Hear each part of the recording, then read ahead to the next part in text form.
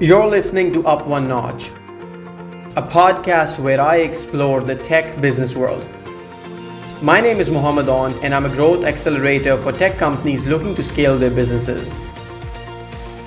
I'm sitting down with software industry leaders, startup founders, and tech experts. Tune in to hear about the latest and greatest from the tech world. Hello, everyone. My name is Mohammad Aoun, and welcome to another episode of Up1Notch podcast, where we interview technology leaders from different industry segments and different areas of specialties, and we talk to them about various areas of technology. So today I have my guest with me, who is Adrian Posteuca. And hi, Adrian. How are you doing today? Hello. Nice to meet you. Fine, thank you.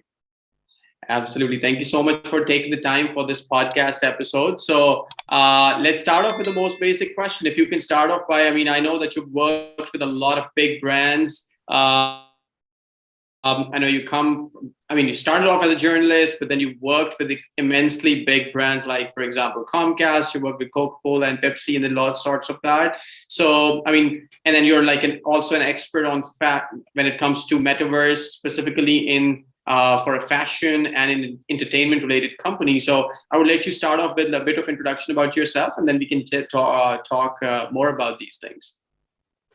Thank you so much for having me. I'm glad to be part of this podcast. I'm a journalist at the beginning. I started as a journalist, but I ended up doing let's say visual effects, and ended up after that doing augmented reality, virtual reality, and from that it was a nice step going towards the metaverse. Yes, I know how to work with brands, and I started to do this from since 2015, and I try to help them get into this digital world. Now, because of here we are, and because of new developments called Metaverse, Web 3.0, I started advising them and help them with the strategy of going inside the metaverse, trying to put more technology in their marketing strategy, and trying to add a little bit of NFTs, blockchain, and play to earn. For sure, this is a very new environment. It's a new environment for everybody, and it's a learning curve even for me. Even if you call me an expert, there is no expert in the metaverse. We just learn. We are learning as it goes, but I'm trying to advise companies about their first steps on metaverse. I know that companies are very keen on getting inside a new technology and trying to explore new frontiers. And I think metaverse, as starting with NFTs and starting with blockchain and play to earn, it's a very interesting medium for them. Right. So I think there's always two different types of segments of the society when it comes to adopting different technologies. There's always the early adapters, and then there's the guys who actually follow. So there's two types of reaction to any specific technology. One is that minor segment, which is always enthusiastic about, okay, let's start with what's latest and greatest in the technology space, and they are inquisitive about it, and then they want to incorporate that. And then there's some people who are like, I guess the larger portion of the society which is essentially looking at others to first of all do it, and based on their experiences they start incorporating that, right? So when it comes to, let's say, for example, let's talk a little bit about metaverse, for example. What makes it so complex? Why don't we fully understand it at the moment? And when it comes to, let's say, for example, strategy for incorporating metaverse, what are some of the processes or steps that are part of the strategy regarding which you advise? I think it's a very counterintuitive concept, the metaverse and the blockchain and the NFTs, because the internet started, the early age of the internet started as a community, open community, where you can share documents online, where you can share ideas, where you can talk with someone that's in, I don't know, in India or in Pakistan or in somewhere in Japan, easily through a email. But and this is the concept that we have in mind when we're looking at internet and the technologies. But also with the new developments of NFTs and the blockchain, this, let's say, free share of the information of a JPEG or a PNG or a file can be also attached to a blockchain.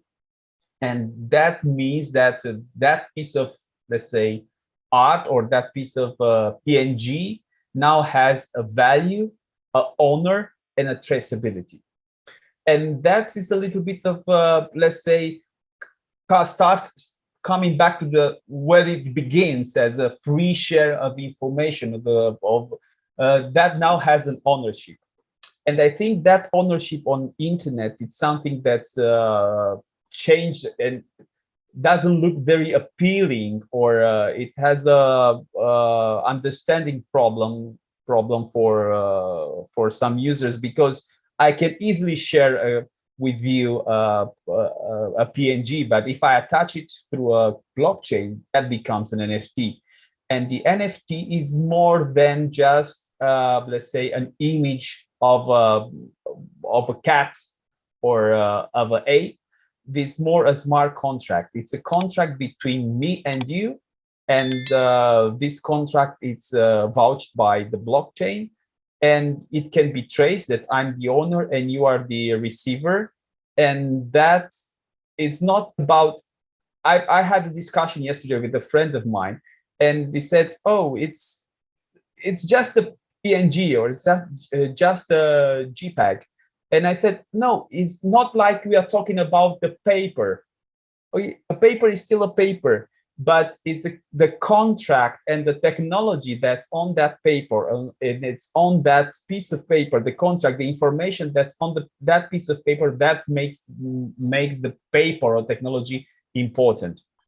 And I think that's one problem.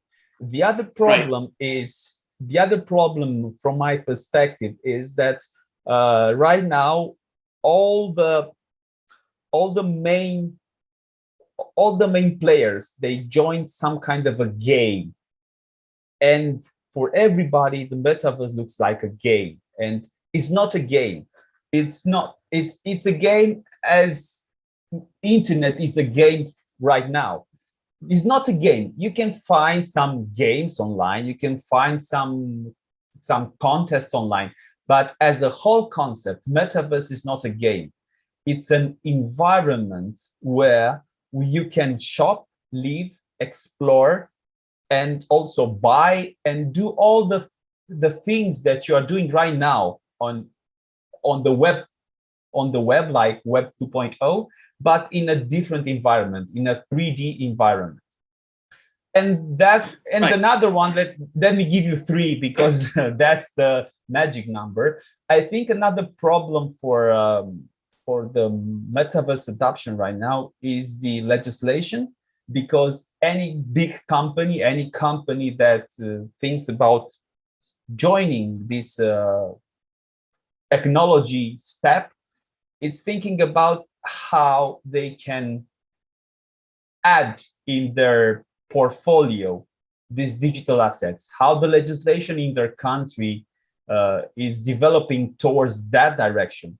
Because as I mentioned, all the assets are put on the blockchain, all the blockchain are vouched by cryptocurrency, and how they can add and how they can easily use the IP rights on their company and on their, let's say, legal environment of their country. And I think that's something that will stop at the beginning, but some minor or some that will stop some small companies and middle companies to join this metaverse, because there is no legislation, so they don't know where and how to swim in this new digital environment. Absolutely. So going back to your first point, actually, you mentioned about that there's like a simple PNG, and then there's a PNG that is attached to a blockchain, and that becomes an NFT, right? And that's a Yeah. smart contract. But yes, let me ask you like a very basic question. Why do we really need to attach a PNG onto a blockchain? What's so important about it that we feel that, okay, we have to attach it to a blockchain to make it an NFT rather than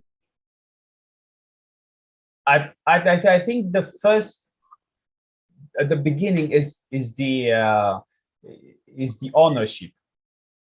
Not every PNG has a value, but has an author, has someone who created. And even if I share it for free with you or with the community, I want to be the author. I want to be the author of that NFT.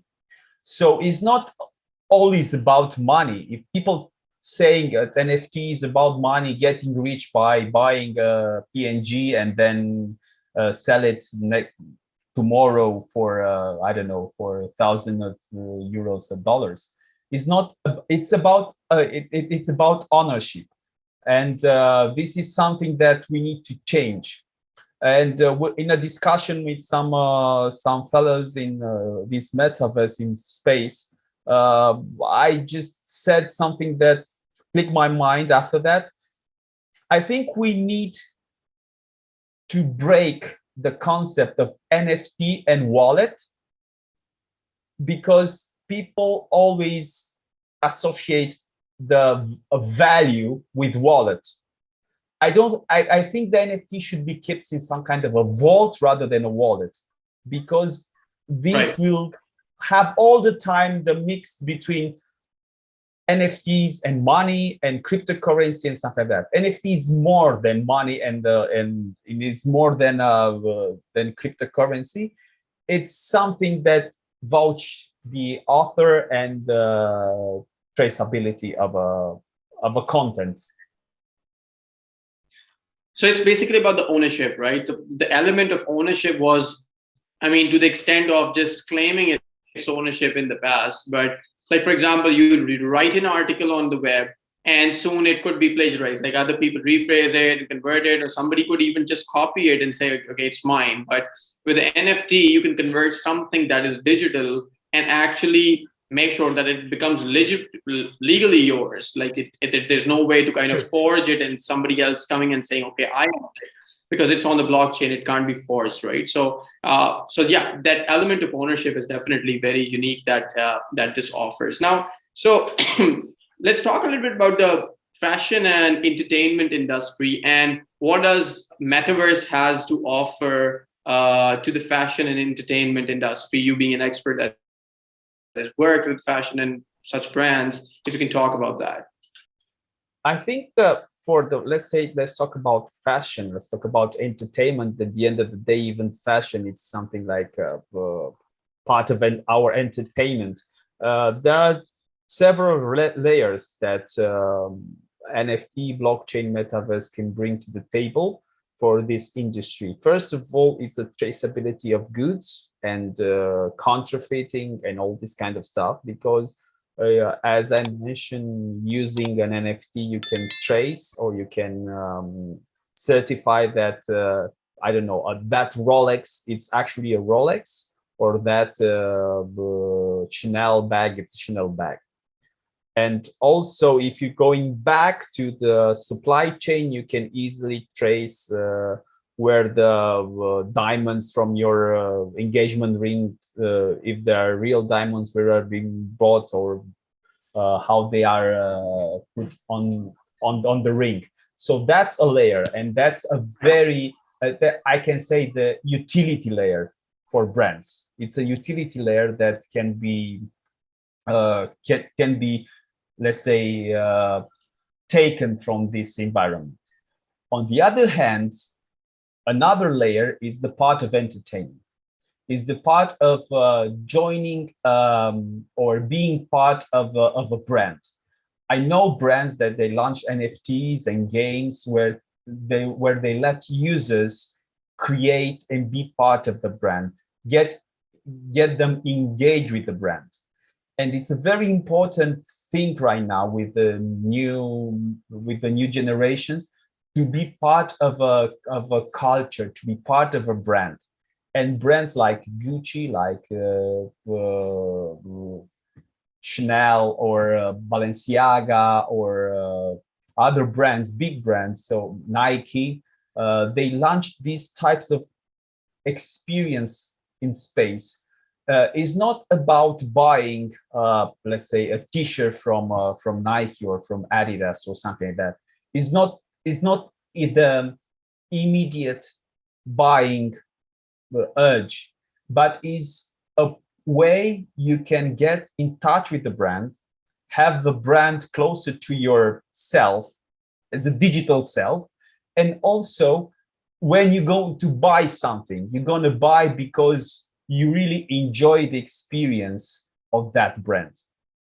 And that's a layer. Another layer, I think, is of digital fashion that opens a new possibility, that opens something that is very important, to let your community be a co-creator for your brand. Imagine that I can share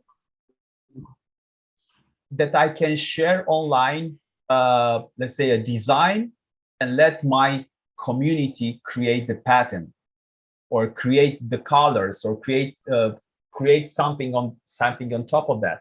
So right now, the power of design, the power of fashion, have shifted from the big houses towards the creator. Anyone from Dubai to Singapore to Paris or to New York can design, or can have access to a tool, a digital tool, to design something like a digital garment, or like hats, or a T-shirt that can be easily wear in Metaverse, and can be sold as an NFT again to a game environment.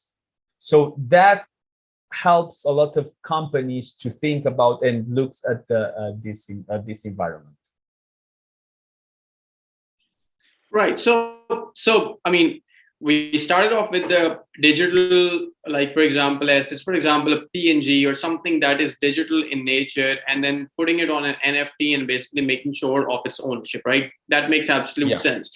But you also spoke about the traceability of goods and counterfeiting and all of that element. So are we really saying that with the NFTs, with the metaverse, essentially we're talking about also securing, for example, the ownership of anything that is physical in nature through blockchain? Is that even possible, and how do you do that?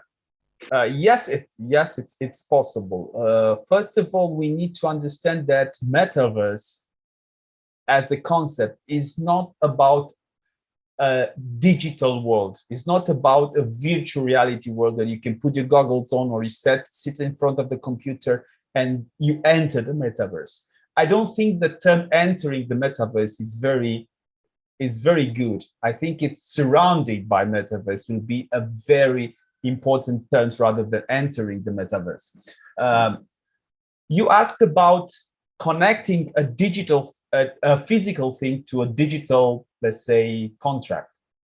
There are already companies, as I mentioned, Rolex, that gives you, when you buy a Rolex, gives you a digital ownership, a digital card, an NFT that state that you, Mohammed, are the owner of that Rolex. And if you sell it to me, I can easily trace that NFT and see that you are the right buyer. And you, if it had a problem, you put the watch to a certified service. So imagine it's the same as buying a car right now. If you buy a car, let's say it's a second-hand car, and you buy it, you want to see the service card and see if it was on the service, how many kilometers, and all this background. The same thing, but in the real life, it can be counterfeited. It can be easily, someone with a printer can do that and redo the card and all this kind of stuff. But if you put it on the blockchain, for sure,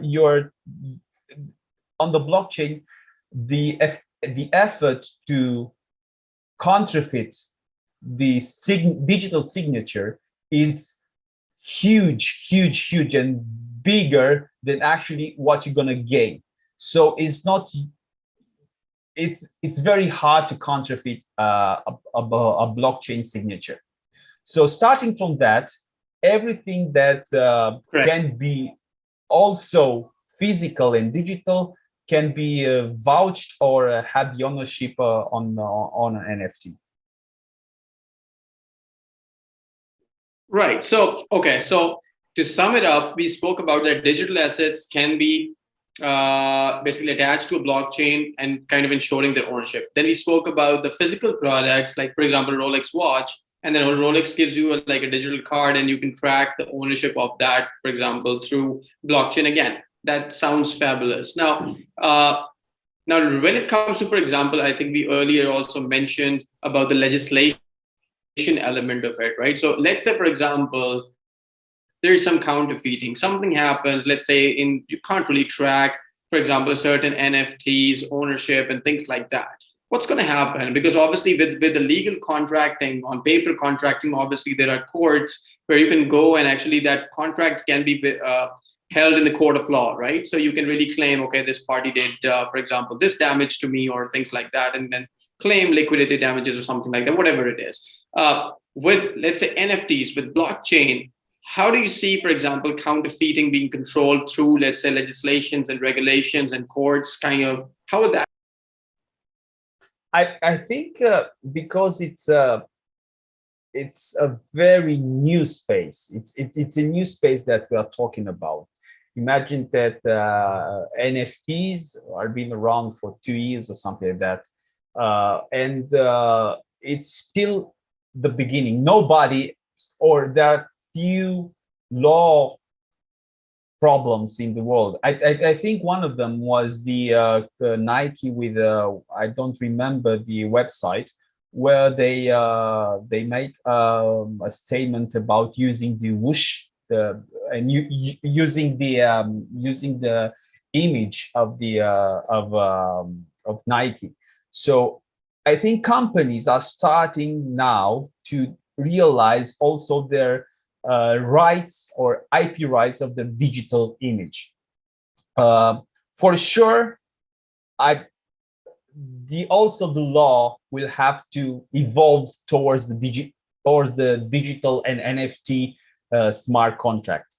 But if you have the same problem with an email, with a counterfeit email, or if with something that I don't know,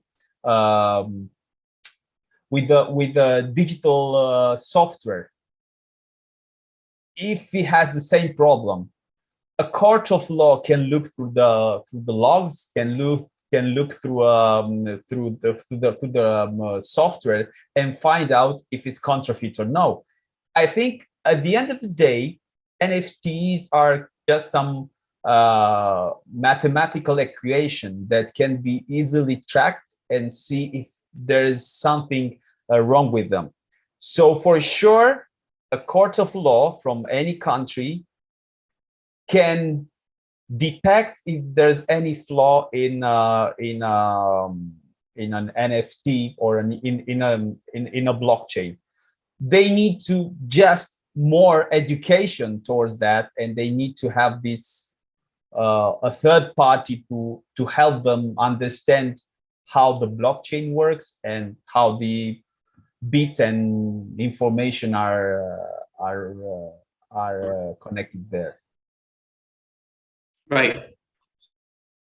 Yeah, so definitely, I think obviously as the larger population starts to adapt with these technologies, as these technologies themselves mature, there will definitely be some regulations that will be created, and obviously a lot of adaptation from the legal side will need to be like, for example, they have to take place. Like, for example, something was happening, and then all of a sudden these GDPR things came up, and now privacy and things are kind of taken into control much better.